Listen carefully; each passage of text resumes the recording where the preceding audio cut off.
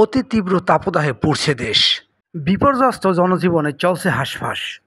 এ যেন পূর্ণাঙ্গ পাপ প্রায়শ্চিত্তে আল্লাহ প্রদত্ত আবাস। দর্শক, এমন বিপর্যস্ত জনজীবনে ক্ষণিকের স্বস্তি ফেরাতে বানারীপাড়া উপজেলা আওয়ামী লীগের সাধারণ সম্পাদক মাওলাদ হোসেন ছানা বানারীপাড়া ফেরিঘাট যাত্রীদের জন্য আয়োজন করেছেন ফ্রি ঠান্ডা শরবত পান সেবা।